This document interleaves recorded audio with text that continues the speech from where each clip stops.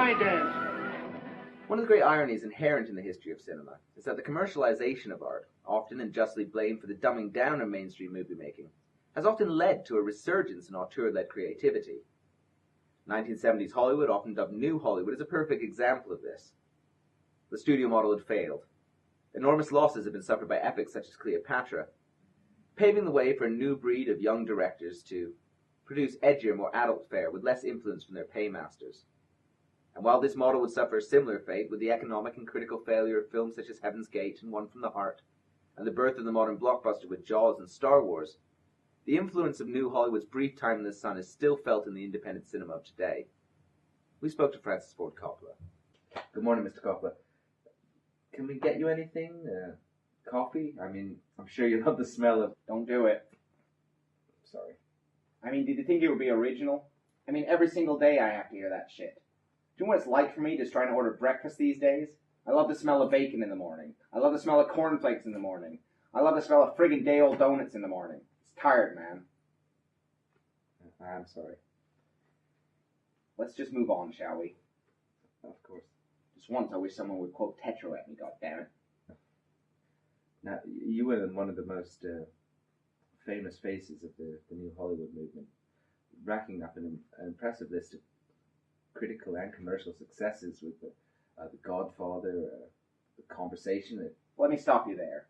All this New Hollywood business is bullshit. We were just filmmakers making films. We just wanted to make real films with some substance to them, stories with some truth about the human condition. They've been doing it in Europe for decades.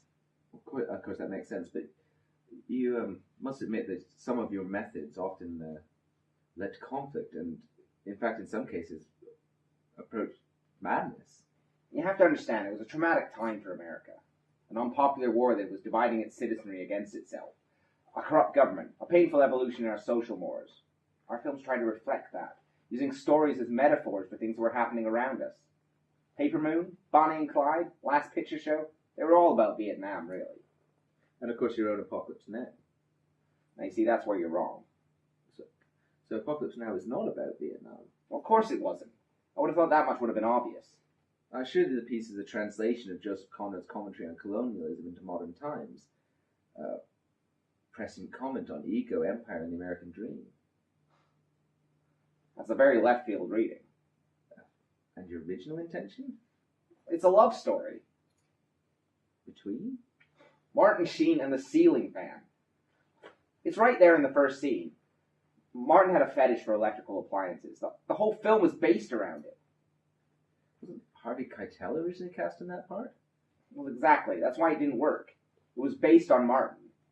Harvey just couldn't get why a failed love affair with a toaster would make a man go to war. So we went back to the source. I really am surprised that doesn't come across. I mean, how do you think he had that heart attack in the first place? Electrical appliances are very dangerous things, especially if you try to stick your... Francis Ford Coppola, thank you. Why on earth would we make another Vietnam picture? How would we top Pete's Dragon?